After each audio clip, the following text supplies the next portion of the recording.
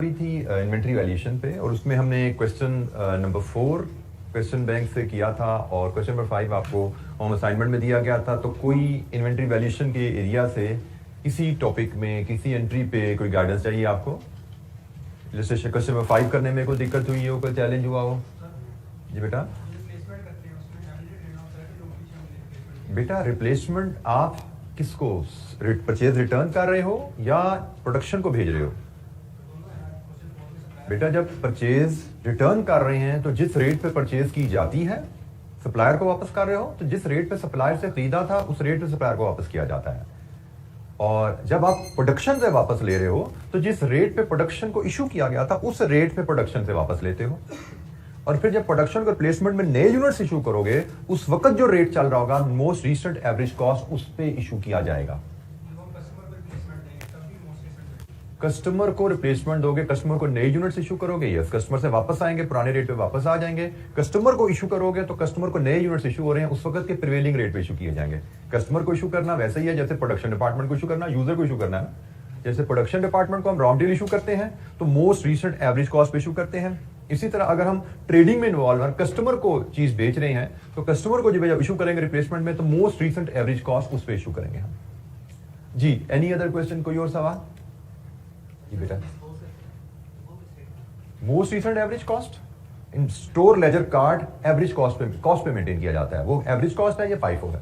Store ledger card cost पे maintain किया जाता है। आप डिस्पोजल करेंगे, स्क्रैप करेंगे डैमेज यूनिट्स या शॉर्ट यूनिट्स, उनकी एंट्री रिकॉर्ड करेंगे। मोस्ट रीसेंट जो average cost it will be treated as issue. Store से तो वो इशू यूनिट्स हो गए ना, तो एज इशू ट्रीट किए जाते हैं। वो आप स्क्रैप में बेच रहे हैं, ये शॉर्ट यूनिट को रिकॉर्ड कर रहे हैं। Most recent average cost. जी कोई और सवाल? ये तमाम ट्रीटमेंट जो आपने सवाल की ये कल हमने तमाम तकरीबन डिस्कस कल क्वेश्चन नंबर 4 में कवर की हुई थी। बट स्टिल किसी बच्चे के ज़हन में एम्बिगुइटी है, कुछ पूछना चाहते हैं मजीद, पूछिए। अच्छा जी, हमारे नेक्स्ट जो हमारी डिस्कशन पॉइंट है that is marginal absorption costing में पास पेपर प्रैक्टिस क्वेश्चन थे। हमने मार्जिनल कॉस्टिंग एब्जॉर्प्शन कॉस्टिंग का जो चैप्टर था उसमें एब्जॉर्प्शन कॉस्टिंग के तहत P&L बनाना सीखा था। एक ही स्टैंडर्ड फॉर्मेट था एब्जॉर्प्शन कॉस्टिंग का P&L बनाना, और हमने उसको रिलेट किया था फाइनेंशियल अकाउंटिंग के P&L से। और एक एडजस्टमेंट हमने कहा था फाइनेंशियल अकाउंटिंग के मुकाबले में यहाँ पे एडिशनल आती है। वो क्या एडजस्टमेंट होती है? Over under absorption production overheads की। बिल्कुल ठीक है, फाइनेंशियल अकाउंटिंग में प्रोडक्शन कॉस्ट में एक्चुअल ओवरहेड्स चार्ज किए जाते हैं, जबकि कॉस्ट अकाउंटिंग में हमने कहा था प्रोडक्शन कॉस्ट में ओवरहेड एब्जॉर्ब करेंगे और ओवर अंडर एब्जॉर्ब की लादा से एंट्री वहां पे हम रिकॉर्ड करेंगे। तो this was the only difference जो एब्जॉर्प्शन कॉस्टिंग P&L में हमने सीखा फाइनेंशियल अकाउंटिंग P&L के कंपैरिजन में, क्योंकि फाइनेंशियल अकाउंटिंग में एब्जॉर्प्शन कॉस्टिंग मेथड के तहत P&L बनता है। उसी मेथड को लेके हमने एक एडजस्टमेंट के डिफरेंस के साथ कॉस्ट अकाउंटिंग में भी एब्जॉर्प्शन कॉस्टिंग P&L देखा। मार्जिनल कॉस्टिंग P&L के हमने दो फॉर्मेट्स देखे थे। एक हमने कहा था ये स्मार्ट फॉर्मेट है, एक हमने कहा था मेरा लॉन्ग फॉर्मेट है। और स्मार्ट फॉर्मेट कब यूज करना है, क्योंकि स्मार्ट फॉर्मेट बड़ा एफिशिएंट फॉर्मेट है, कब यूज करना है उसके लिए हमने दो कंडीशंस कही थी कि एक था अगर ओपनिंग इन्वेंट्री एग्जिस्ट ना करो तो आप स्मार्ट फॉर्मेट मार्जिनल कॉस्टिंग में यूज कर सकते हैं। दूसरा, अगर ओपनिंग इन्वेंट्री एग्जिस्ट करे लेकिन कॉस्ट पर यूनिट ओपनिंग की और करंट पीरियड की सेम है तो भी आप स्मार्ट फॉर्मेट पे जा सकते हैं। तो जनाब ये हमारी डिस्कशन थी P&L के फॉर्मेट्स के ऊपर। अब उसके मुताबिक कुछ पास पेपर क्वेश्चन है, उनको हम देखते हैं। सबसे पहले क्वेश्चन नंबर 1, ATF लिमिटेड, इसकी रिक्वायरमेंट है चैप्टर नंबर 3 है जी हमारे पास, और चैप्टर नंबर 3 पेज है 81, पेज 81 पे क्वेश्चन हमारे पास अवेलेबल है जी नोट्स में। ATF लिमिटेड, तो following information has been extracted, sorry requirement पहले, prepare profit statement for the year under absorption and marginal costing and then prepare reconciliation between net profit determine under each system. तो दो P&L और दोनों के profits की reconciliation, ये जी हमारी यहां पे रिक्वायरमेंट है। तो रिक्वायरमेंट को एड्रेस करते हैं जी। पहले data, the following information has been extracted from the financial records of ATF limited.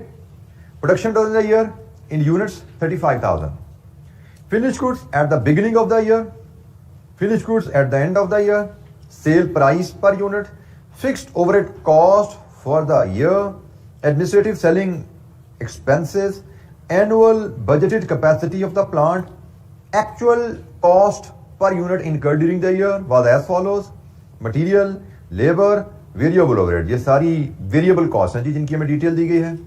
Company uses FIFO method for valuation of inventory. The cost of opening finished goods inventory determined under absorption costing method was 450,000. Fixed overhead constituted 16% of total cost last year. अच्छा, यहां पे एक question में थोड़ी सी ambiguity जो मुझे नजर आ रही है, उसने फिक्स्ड ओवरहेड कॉस्ट के बारे में बताया नहीं, ये प्रोडक्शन है या इसमें नॉन प्रोडक्शन भी शामिल है। तो हमें जो चीज यहां पे अब थोड़ी सी अज्यूम करनी पड़ेगी, क्योंकि हमें जब हम एब्जॉर्प्शन कॉस्टिंग को फॉलो कर रहे होते हैं तो एब्जॉर्प्शन कॉस्टिंग में फिक्स्ड प्रोडक्शन ओवरहेड की ट्रीटमेंट का डिफरेंस होता है। तो यहां पे सिर्फ एक ही फिक्स्ड कॉस्ट गिवन है, और हम एब्जॉर्प्शन कॉस्टिंग में जब जाते हैं तो फिक्स प्रोडक्शन ओवरहेड्स होते हैं, तो हम यहाँ पे अज्यूम करेंगे कि ये सारे का सारे ओवरहेड्स प्रोडक्शन है। ये चीज आपके जहन में रहनी चाहिए, क्योंकि production overhead, non production overheads दोनों फिक्स्ड हो सकते हैं, और एब्जॉर्प्शन कॉस्टिंग में जो ओवरहेड एब्जॉर्ब किए जाते हैं वो प्रोडक्शन ओवरहेड को एब्जॉर्ब किया जाता है। तो हमें प्रोडक्शन ओवरहेड की डिटेल चाहिए। यहाँ पे एक ही ओवरहेड्स अवेलेबल है, हम अज्यूम करते हैं वो फिक्स्ड ही है, वो प्रोडक्शन ही है। तो एक मिनट,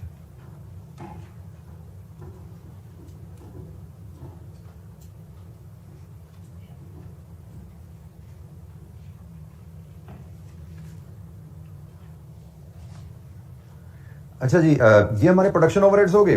बाकी एडमिन सेलिंग एक्सपेंसेस हैं, एनुअल बजट कैपेसिटी है। रिक्वायरमेंट हमारी है जी पीएनएल बनाओ एब्जॉर्प्शन कॉस्टिंग कहता है, तो पीएनएल बनाओ मार्जिनल कॉस्टिंग कहता है। Let's start with PNL under absorption costing. हम एब्जॉर्प्शन कॉस्टिंग के तहत पीएनएल बनाते हैं जी। Question number 1 of chapter number 3। तो हम एब्जॉर्प्शन कॉस्टिंग के तहत पीएनएल बनाते हैं। एब्जॉर्प्शन कॉस्टिंग का जो फॉर्मेट हमने सीखा हुआ है, sales less cost of sales या कॉस्ट ऑफ गुड्स सोल्ड कहा जाए इसको, एक ही बात है। और ये हम लाते हैं ओपनिंग स्टॉक, इसमें ऐड करते हैं हम full production cost,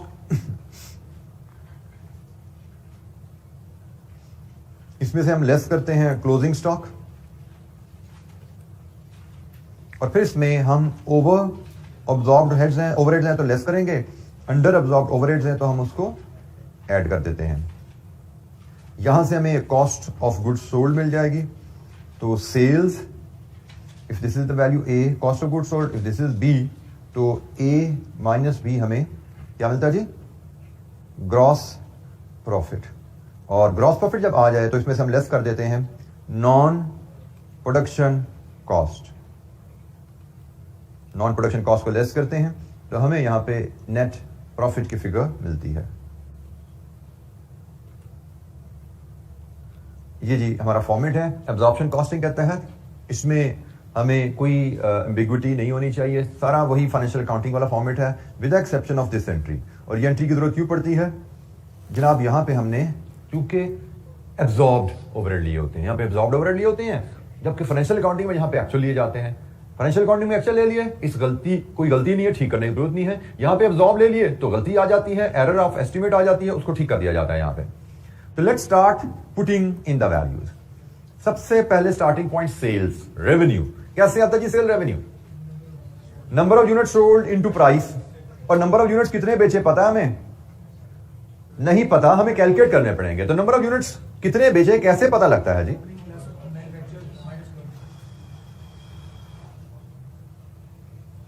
opening units 3000 plus units produced 35,000 minus closing stock 1500। तो ये आ गया जनाब unit sold. Unit sold into price, कितनी प्राइस है जी? 200। लीजिए जी, यहां से आप रेवेन्यू लेते हैं, कितनी अमाउंट आ रही है जी रेवेन्यू की? 7.3 मिलियन रुपीज में फिगर लेते हैं जी। It is 7.3 million. ये जी हमारे पास सेल्स की रेवेन्यू की फिगर आ गई। इसके बाद ओपनिंग स्टॉक, एब्जॉर्प्शन कॉस्टिंग के तहत ओपनिंग स्टॉक कितना है वो हमें गिवन है, दैट इज 450,000 से बताया हुआ है आखिरी para just above requirement. Absorption costing के तहत ओपनिंग स्टॉक आपका 450,000 है। हम यहां से कॉस्ट ऑफ सेल्स की का जो ब्लॉक है ये बना रहे हैं। इसके बाद full production cost. Full production cost आपकी आती है units produced into cost per unit, जिसके लिए हम एक वर्किंग बनाएंगे। Cost per unit absorption costing के तहत, कॉस्ट पर यूनिट से मुराद production cost per unit, absorption costing के तहत कॉस्ट पर यूनिट होती है variable production cost,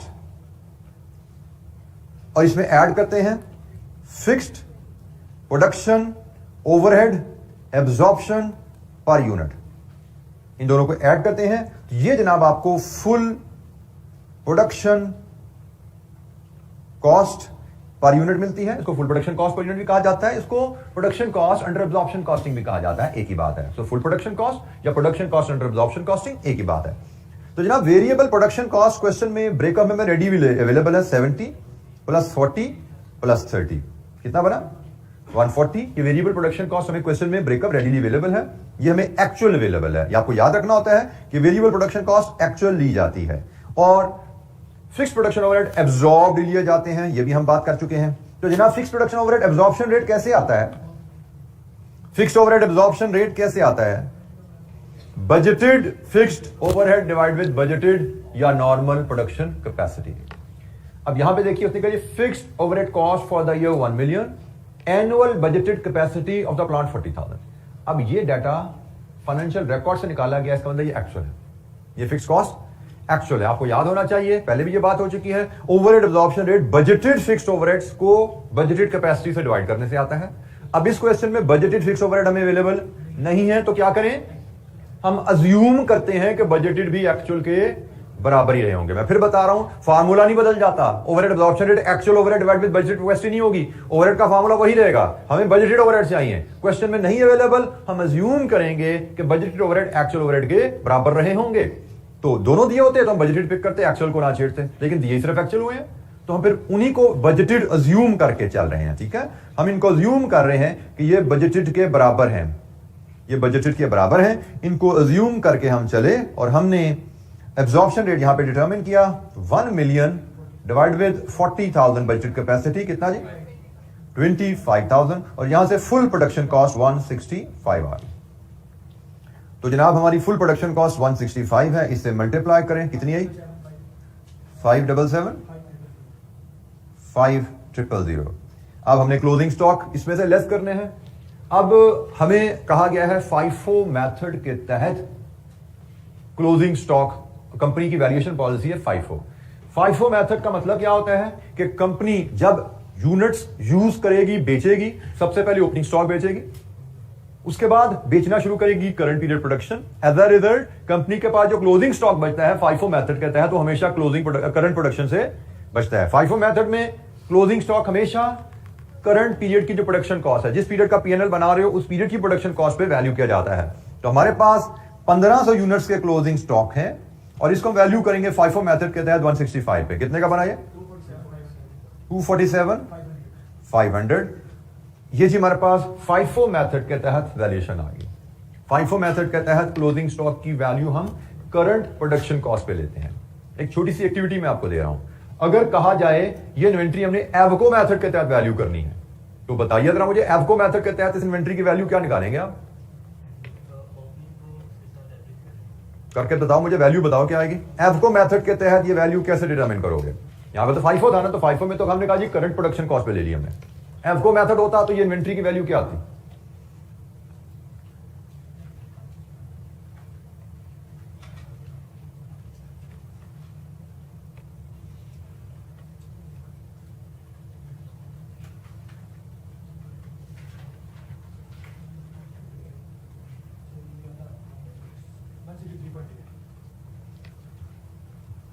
value of inventory कहे तो इसको 15 से ज़रब दोगे आप तो क्या आएगी वैल्यू 245700 जी, पेमेंट यही आएगी। ठीक है ये वैल्यू, चलिए मैं इसकी कैलकुलेशन आपके सामने रखता हूं। फॉर्मूला वही है जो हमने सीखा हुआ है, value of the units in hand plus value of the units produced divide with units in hand plus units produced. ये एवरेज रेट आ गया, इसको मल्टीप्लाई कर दें इन्वेंट्री इन हैंड से, क्लोजिंग स्टॉक से 1500। एवको मेथड पे आपने अगर यहां पे क्लोजिंग स्टॉक का वैल्यू करना होता तो ये एवरेज कॉस्ट पर यूनिट आती और यूनिट से मल्टीप्लाई करते। एवको मेथड से इन्वेंट्री वैल्यू आप ये लेते, ठीक है जी। हमें FIFO मेथड क्या गया है, तो FIFO मेथड में इन्वेंट्री की value current period production cost पे ली जाती है। जी क्लियर है ये बात। एफको से क्या थी, हमें तो FIFO कहा गया था, हमने FIFO से ले ली। अच्छा जी, अब ओवर अंडर एब्जॉर्ब, जी बेटा 723 बनता है जी, ले जी 723 कर लेते हैं।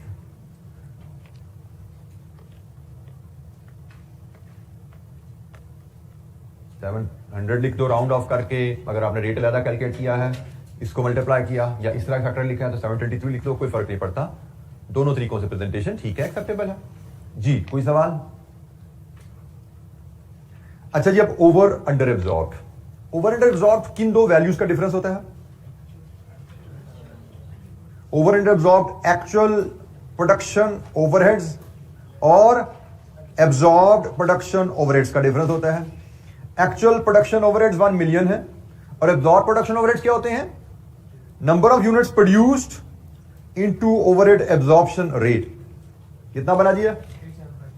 875,000। इसका मतलब हमारे overheads are under absorbed, under absorb by 125,000। तो हमारे overheads are under absorb by 125,000। हमारा असल खर्चा 1 मिलियन का हुआ है, हमने पीएनएल में 35,000 पे 25 रुपए के हिसाब से कॉस्ट चार्ज की है, 1,25,000 कम चार्ज की है। तो जनाब 1,25,000 अंडर एब्जॉर्ब ओवरहेड्स यहां पे मजीद आप कॉस्ट में ऐड कर दें। तो आप जनाब कॉस्ट ऑफ सेल यहां से ले लीजिए, सम कीजिए इन चारों वैल्यूज का, कॉस्ट ऑफ सेल या कॉस्ट ऑफ गुड्स सोल्ड।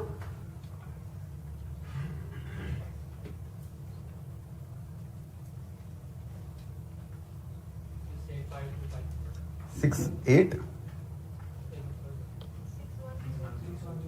$6,102,500। ये जनाब कॉस्ट ऑफ गुड्स सोल्ड है। Sales minus cost of goods sold, gross profit आएगा 11,175 ये जी ग्रॉस प्रॉफिट हमारा आ गया जी। एनी क्वेश्चन, कोई सवाल?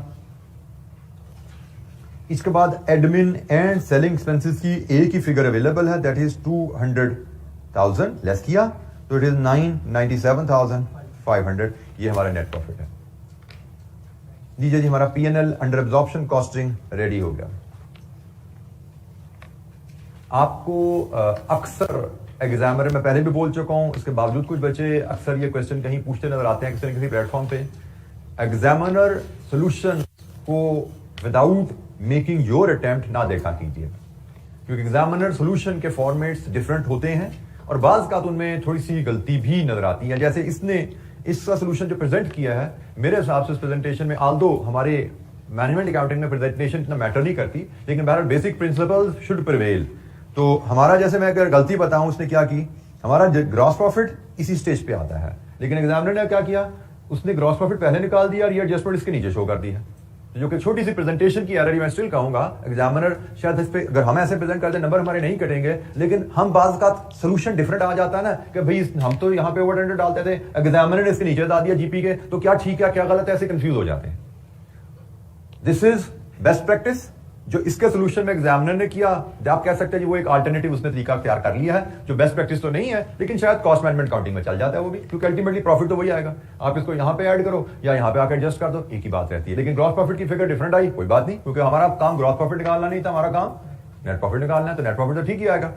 तो उसने ये स्मार्टनेस कह लें या थोड़ी सी कह लें ऐसा हरकत क्यों की कि उसने एक ही मार्जिनल अब्जॉर्प्शन का कॉलम पैरेलल बना के चला दिया, हालांकि दोनों की इंटरनली वर्किंग डिफरेंट होती है। I don't agree with this. तो ये देख सकते हैं प्रॉफिट उसका वही आ रहा है, लेकिन उसने ग्रॉस प्रॉफिट की फिगर कोई और निकाली हुई है, लेकिन उसने ग्रॉस प्रॉफिट के नीचे आके ये ओवर अंडर एब्जॉर्ब को यहाँ एडजस्ट किया हुआ है। अल्टीमेटली प्रॉफिट की फिगर वही आ रही है। लेकिन मैं यहाँ पे जो बात आपकी जिस पे तवज्जो दिलाना चाह रहा हूँ कि अगर आप खुद अटेम्प्ट किए बगैर ये सोल्यूशन देखोगे, यू विल गेट कंफ्यूज कि पता नहीं क्या हुआ है, ये तो हमने पढ़ी नहीं ऐसी चीज को, ये कोई नई चीज आ गई है शायद।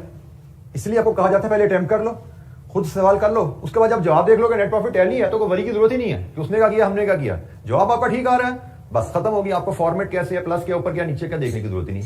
लेकिन अगर आपने खुद हल नहीं किया तो फिर आप उसकी एक एक एंट्री को समझते जाते हो, which is very dangerous habit, जिससे मैं चाहता हूं कि आप दूर रहिए। सवाल खुद अटेम्प्ट कीजिए, फिर सोल्यूशन को देखिए। कभी भी सवाल पढ़ के सोल्यूशन का ऑडिट करने ना बैठ जाइए कीजिए, क्योंकि मैं फिर कहूंगा कम सवाल कर लेना, लेकिन करना ऐसे ही। खुद पढ़ा, अटेम्प्ट किया, फिर सोल्यूशन से कंपेयर करके सीखा क्या गलती है क्या सही है। क्वांटिटी मैटर नहीं करती, ये प्रोसेस मैटर करता है पास्ट पेपर प्रैक्टिस का। That process will help you improve your skill. तो जनाब ये हमारा एब्जॉर्प्शन कॉस्टिंग का पीएनएल हो गया। एनी क्वेश्चन, कोई सवाल एब्जॉर्प्शन कॉस्टिंग पीएनएल पे? अच्छा जी, अब हमें मार्जिनल कॉस्टिंग पीएनएल पे जाना है। अब हमें मार्जिनल कॉस्टिंग के तहत पीएनएल बनाना है, और मार्जिनल कॉस्टिंग के तहत जब भी हम पीएनएल बनाते हैं सबसे पहले हमें फॉर्मेट पे क्वेश्चन करना पड़ता है कि हमें फॉर्मेट क्या फॉलो करना है। तो हमने कहा जी हमारी पहली प्रेफरेंस तो स्मार्ट फॉर्मेट की ही रहती है क्योंकि उसमें टाइम बचता है, लेकिन स्मार्ट फॉर्मेट की पहली कंडीशन है ओपनिंग स्टॉक एग्जिस्ट ना करे। तो भाई ओपनिंग स्टॉक तो यहां पे है। हमने कहा भी एक गुंजाइश है, और वो गुंजाइश क्या है कि ओपनिंग स्टॉक की कॉस्ट पर यूनिट और करंट पीरियड की कॉस्ट पर यूनिट को कंपेयर कर लो। और जारी बात है मार्जिनल कॉस्टिंग की बात कर रहे हैं तो वेरिएबल प्रोडक्शन कॉस्ट की बात कर रहे हैं। तो करंट पीरियड की वेरिएबल प्रोडक्शन कॉस्ट ये थी 140 हमने कैलकुलेट की थी। ओपनिंग स्टॉक की वेरिएबल कॉस्ट पर यूनिट हम एक रफ वर्किंग में देख लेते हैं। तो ये तो ओपनिंग स्टॉक की कॉस्ट है अंडर एब्जॉर्प्शन कॉस्टिंग, हमें तो ओपनिंग स्टॉक की कॉस्ट चाहिए अंडर मार्जिनल कॉस्टिंग। तो क्या करें? उसने बताया हुआ है कि भाई पिछले साल टोटल कॉस्ट में जो फिक्स कॉस्ट थी वो 16% थी, तो इसमें से फिक्स कॉस्ट निकाल दें हम तो मार्जिनल कॉस्ट रह जाएगी ना। तो जनाब हमारी ओपनिंग स्टॉक की कॉस्ट 450,000 का 84%। एग्रीड? ये हमारे पास ओपनिंग स्टॉक की कितनी बनी? 378,000। और हम तो कॉस्ट पर यूनिट से कंपैरिजन कर रहे हैं, तो ओपनिंग स्टॉक के यूनिट्स कितने हैं? 3000। तो यहां से देखिए cost per unit is 126। Opening stock की कॉस्ट और करंट पीरियड की कॉस्ट में फर्क है, इसका मतलब हम स्मार्ट फॉर्मेट इस्तेमाल नहीं कर सकते। ठीक हो गया? तो हमने छोटी सी वर्किंग की, इससे हमें पता लग गया कि हम स्मार्ट फॉर्मेट यूज नहीं कर सकते। रफ में हमने जाके ये छोटा सा एनालिसिस कर लिया। तो अब हमने लॉन्ग फॉर्मेट पे जाना है, तो लॉन्ग फॉर्मेट को अब ड्रॉ करते हैं और फिर उसको पॉपुलेट कर लेते हैं जी। मार्जिनल कॉस्टिंग के तहत लॉन्ग फॉर्मेट जो बनता है सेल्स, इसमें से हमने लेस करनी होती है variable cost of sales. Variable cost of sales में हमारा opening stock add variable production cost less closing stock. और मैं फॉर्मेट में में रिक्वायर्ड नहीं है, लेकिन जस्ट आपकी लर्निंग के लिए इस फॉर्मेट को मैं कंप्लीट करूं। यहां से हमें मिलती है variable production cost of sales, फिर इसमें हम ऐड करते हैं other variable cost, then we get to variable cost of sales. If this is sales figure, this is variable cost of sales figure A minus B. हमें यहां पे मिलता है टोटल कंट्रीब्यूशन, और टोटल कंट्रीब्यूशन में से फिर हम लेस करते हैं टोटल फिक्स्ड कॉस्ट। इसमें से हम लेस करते हैं टोटल फिक्स्ड कॉस्ट, हमें मिलता है नेट प्रॉफिट।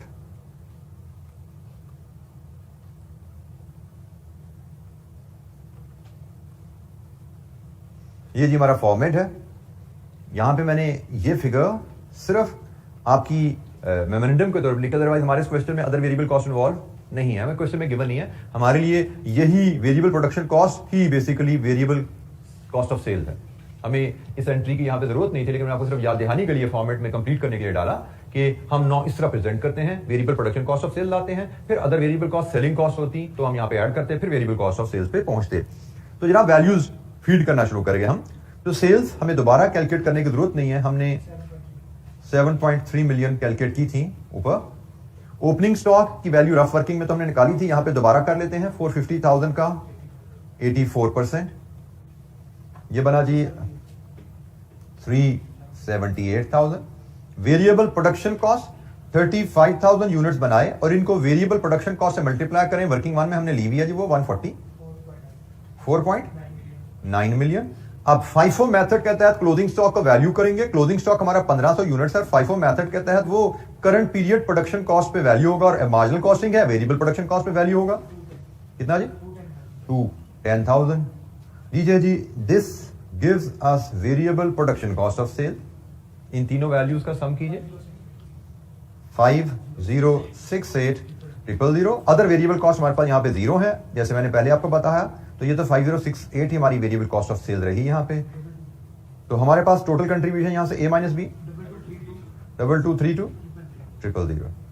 जी, एनी क्वेश्चन? किसी बच्चे को यहां पे किसी वैल्यू पे कोई गाइडेंस चाहिए तो पूछिए।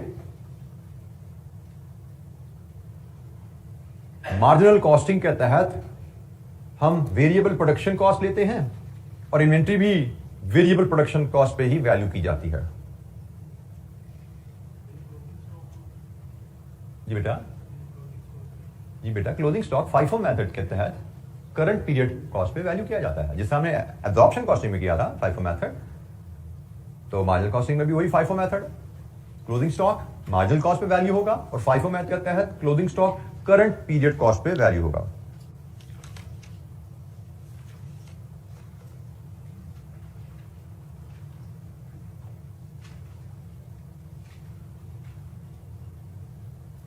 अच्छा जी, इससे आगे चलते हैं।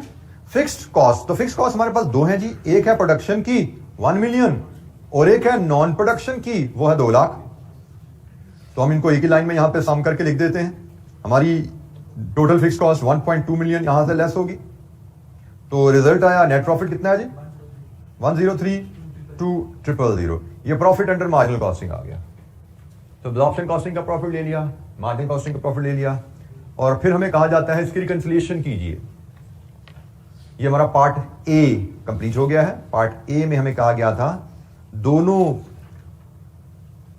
Marginal absorption costing marginal costing के तहत प्रॉफिट नेट प्रॉफिट कैलकुलेट कीजिए। ये हमने पार्ट ए इसका सॉल्व कर लिया है। एब्जॉर्प्शन कॉस्टिंग का पीएनएल बन गया और मार्जिनल कॉस्टिंग के तहत पीएनएल बन गया। अब हमें रिकंसिलिएशन चाहिए प्रॉफिट्स की, और रिकंसिलिएशन के भी हमारे पास 2 तरीके थे जी, याद है।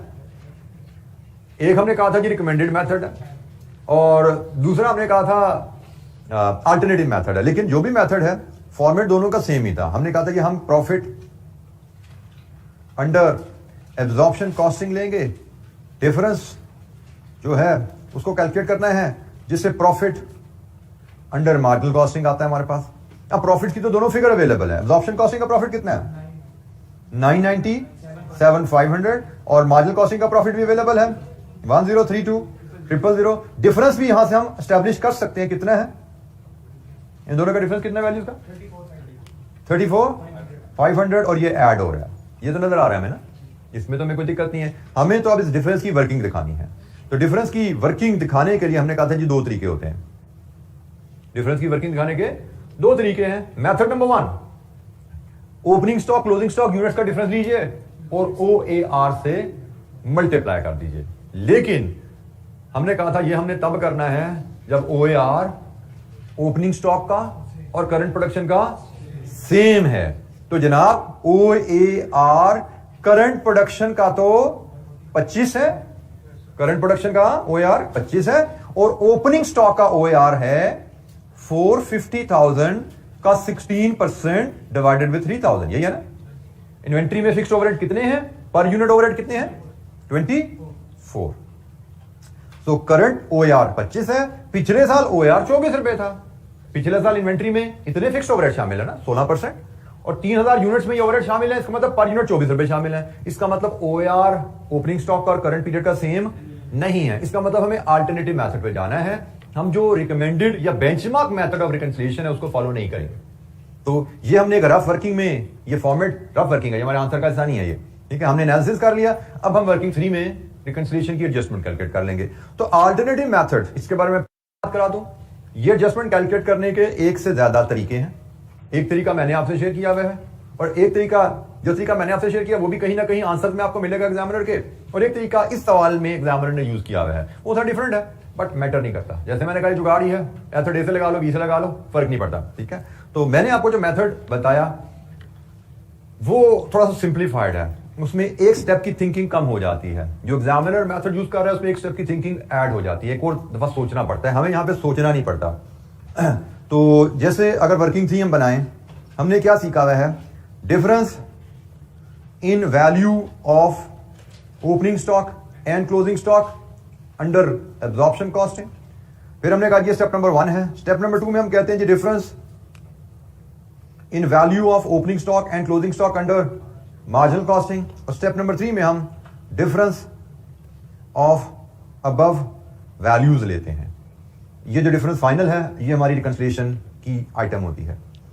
तो opening stock closing stock absorption costing के तहत, एब्जॉर्प्शन कॉस्टिंग पीएनएल पे जाइए, ये आपका ओपनिंग स्टॉक है, ये आपका क्लोजिंग स्टॉक है, ठीक हो गया जी। इन दो वैल्यूज का डिफरेंस हम लेते हैं। ओपनिंग स्टॉक क्लोजिंग स्टॉक का डिफरेंस 450,000 माइनस 247,500 कितना 202,500।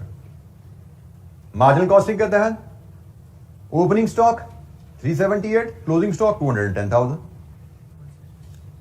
378,000, 210,000, 168,000 and the difference of the two 34,500। यही हमारी रिकंसिलिएशन आइटम है, ठीक है, यही हमारी रिकंसिलिएशन आइटम है। यहां पे हमें तो प्लस माइनस साइन का भी सोचने की जरूरत नहीं पड़ी, क्योंकि हमें दोनों प्रॉफिट्स अवेलेबल थे। अगर दोनों प्रॉफिट्स अवेलेबल ना होते तो हमें कैसे पता लगता किस सिस्टम का प्रॉफिट ज्यादा है? हम क्लोजिंग स्टॉक यूनिट्स को ओपनिंग स्टॉक यूनिट से कंपेयर करते हैं। हम क्लोजिंग स्टॉक यूनिट्स को ओपनिंग स्टॉक यूनिट से जब कंपेयर करते हैं तो ओपनिंग स्टॉक में हमारे पास पड़े हुए 3,000 यूनिट्स, क्लोजिंग स्टॉक में पड़े हुए 1,500 यूनिट्स। हमने सीखा हुआ है अगर क्लोजिंग स्टॉक यूनिट्स कम होते हैं तो अब्जॉर्प्शन कॉस्टिंग प्रॉफिट कम होता है, अगर क्लोजिंग स्टॉक यूनिट्स ज्यादा होते हैं तो अब्जॉर्प्शन कॉस्टिंग प्रॉफिट ज्यादा होता है। हमारे यहां पे क्लोजिंग स्टॉक यूनिट्स कम है तो हम देख रहे हैं कि हमारे पास अब्जॉर्प्शन कॉस्टिंग प्रॉफिट कम है, हमारा अब्जॉर्प्शन कॉस्टिंग प्रॉफिट कम है।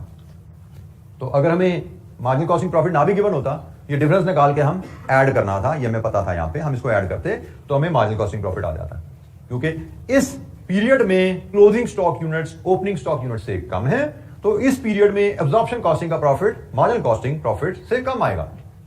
वही चीज हमें कैलकुलेशन में नजर भी आई, और अगर ये ना फिगर अवेलेबल होती तो हमें पता है हमें यहाँ पे प्लस साइन ही लगाना था। ये तो क्वेश्चन पे है, क्वेश्चन में किस तरह दिया जाएगा उसके मुताबिक हम अपना नॉलेज अप्लाई कर पाएंगे। जी, एनी क्वेश्चन, कोई सवाल? Absorption costing P&L, marginal costing P&L।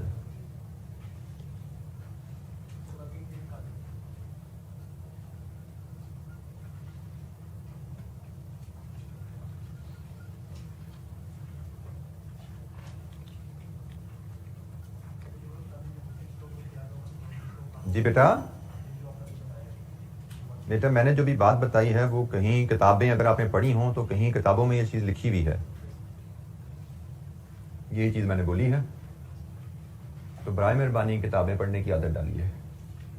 Reading मैं पहले भी आपको बता चुका हूं, आप सवाल पूछिए, मेरे लिए सवाल का जवाब देना आसान रहता है, लेकिन that will not put you on the right track, क्योंकि मैं आपको कितनी दफा जवाब दे पाऊंगा, आज दूंगा, कल दूंगा, परसों फिर आपको मसला आएगा, फिर आप मेरे पास भागे आओगे। यू शुड नो मसले कैसे हल करने हैं। तो मसले हल होते हैं पढ़ने से। आदत डालिए रेगुलरली पढ़ने की।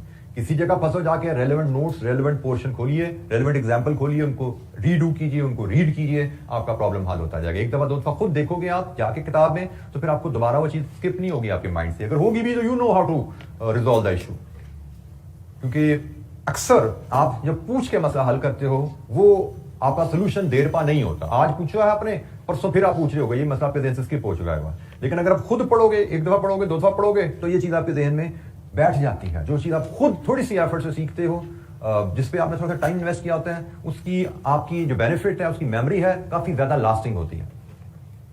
जी, एनी क्वेश्चन, कोई सवाल?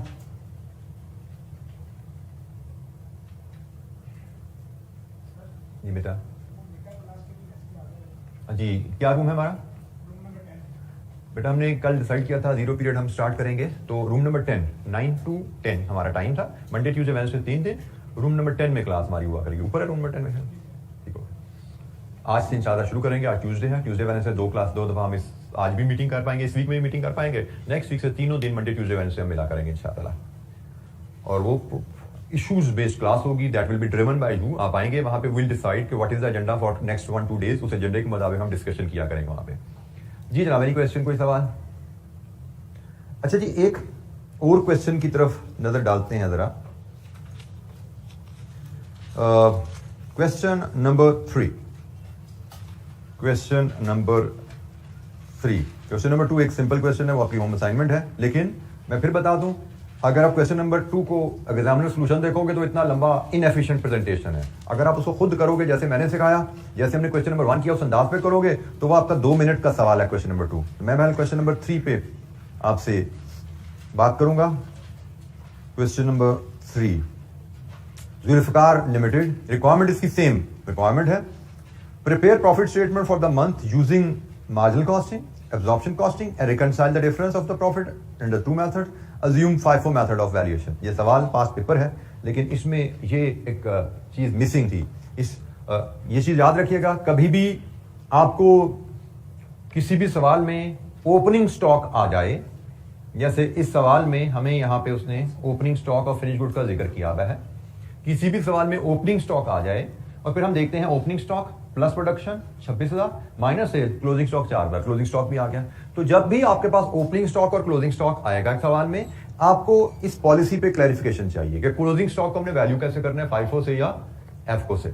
जब भी ओपनिंग स्टॉक अवेलेबल है और क्लोजिंग स्टॉक भी अवेलेबल है, आपको ये पॉलिसी पे गाइडेंस चाहिए होती है, क्योंकि हमें पता है हम तो स्टॉक की वैल्यूएशन FIFO FCO दोनों से कर सकते हैं, ठीक है। तो हमें यहां पे क्वेश्चन में इंफॉर्मेशन मिसिंग थी, इसलिए इंफॉर्मेशन मैंने यहां पे इसको ऐड किया कि हम FIFO के तहत इस सवाल को करने वाले हैं। Zulfikar limited makes and sell a single product and production capacity of 30,000 units per month. सवाल को ध्यान से पढ़ा कीजिए, पर मंथ कैपेसिटी का उसने जिक्र किया है।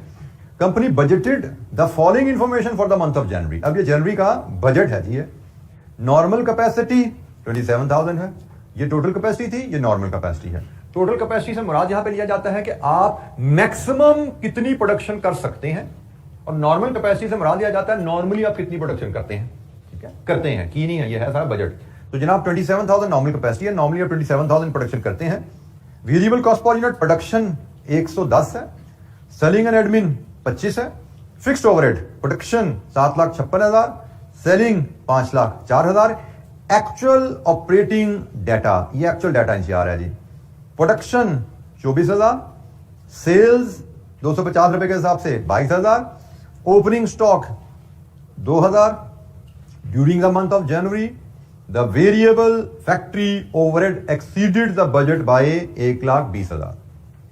उसने कहा जी जनवरी के महीने में जो वेरिएबल फैक्ट्री ओवरहेड हैं आपके बजट से 1,20,000 ज्यादा लग गए, और हमसे कहा गया है प्रॉफिट स्टेटमेंट बनाइए जनवरी की। अच्छा जी, पहले हम मार्जिनल कॉस्टिंग पीएनएल की सिर्फ बात करते हैं। तो हमने कहा जी जब भी मार्जिनल कॉस्टिंग पीएनएल पे जाना है, सबसे पहले तो ना फॉर्मेट की बात हो जानी चाहिए कि हमारा फॉर्मेट स्मार्ट होगा या लॉन्ग होगा। हमने कहा जी स्मार्ट फॉर्मेट की पहली कंडीशन तो होती है ओपनिंग स्टॉक ना हो, तो वो तो यहाँ पे एग्जिस्ट नहीं करती, ओपनिंग स्टॉक तो है यहाँ पे। हमने कहा जी दूसरी एक मौका फिर होता है कि ओपनिंग स्टॉक हो भी तो देख लो आपकी ओपनिंग स्टॉक की कॉस्ट पर यूनिट क्या है और करंट प्रोडक्शन की कॉस्ट पर यूनिट क्या है। अगर वो दोनों सेम है फिर भी स्मार्ट फॉर्मेट इस्तेमाल किया जा सकता है। तो जनाब हमें चाहिए हमारी ओपनिंग स्टॉक की कॉस्ट पर यूनिट क्या है और करंट पीरियड की कॉस्ट पर यूनिट क्या है।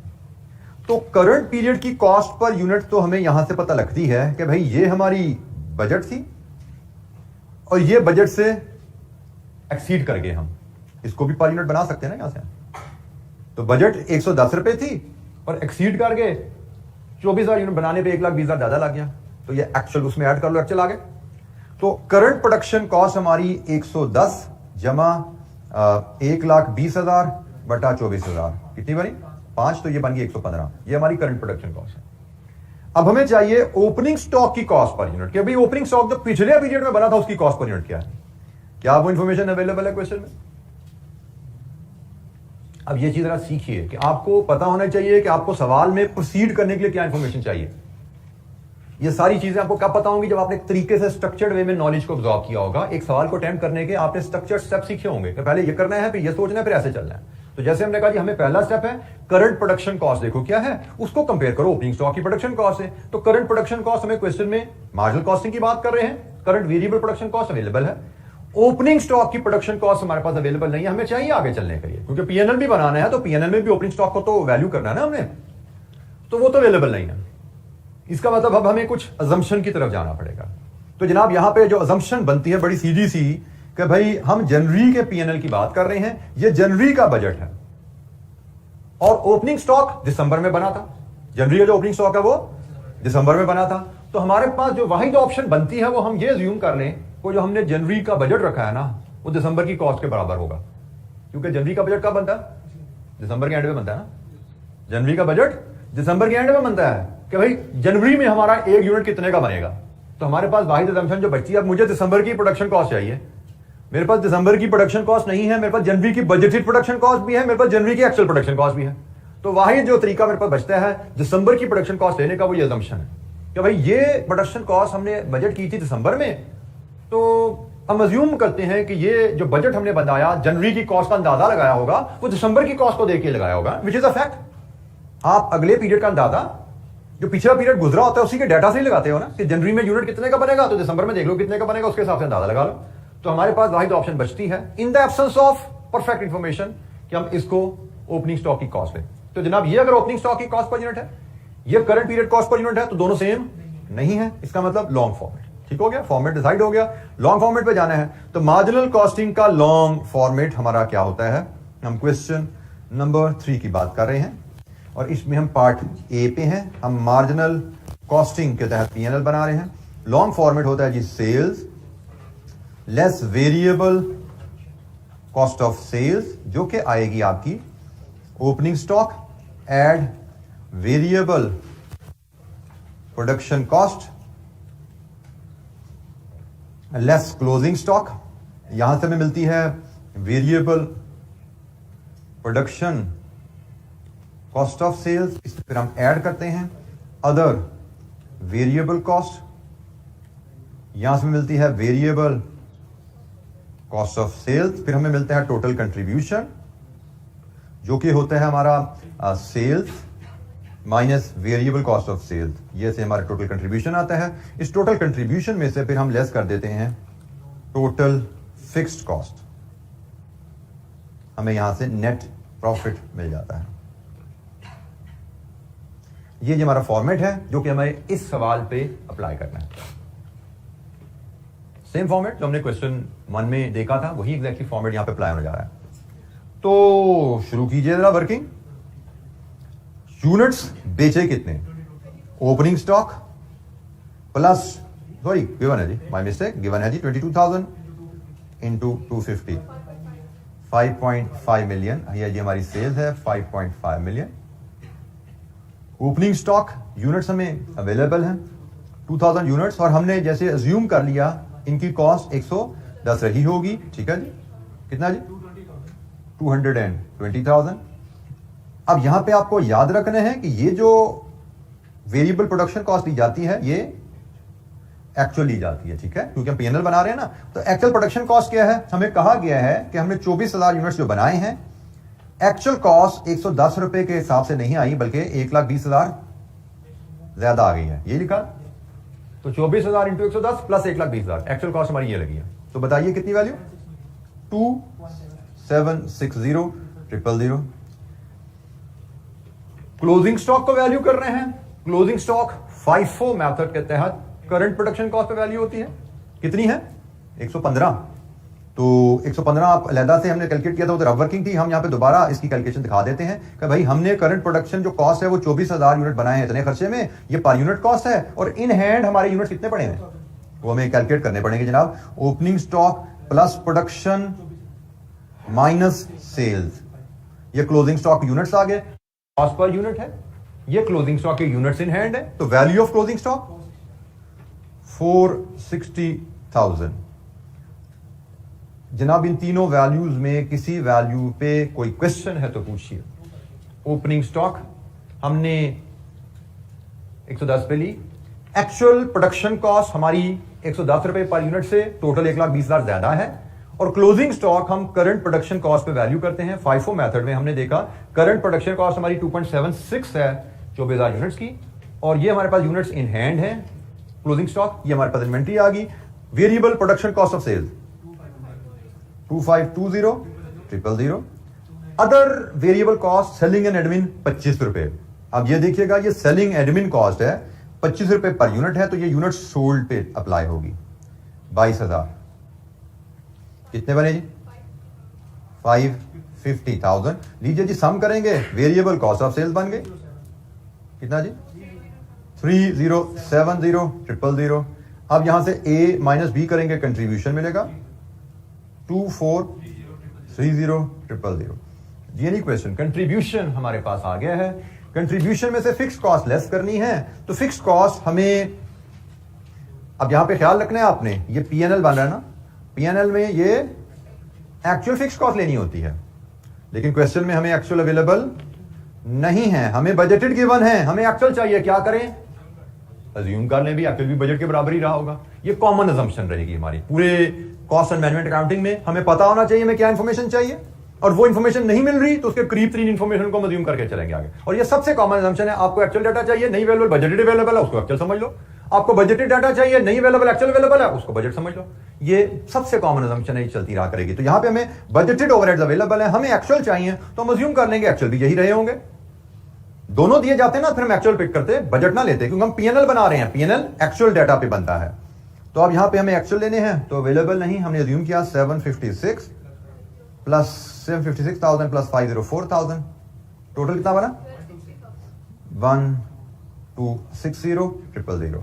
तो जनाब 1170,000 ये पीएनएल बना हमारा अंडर मार्जिनल कॉस्टिंग। जी एनी क्वेश्चन, कोई सवाल?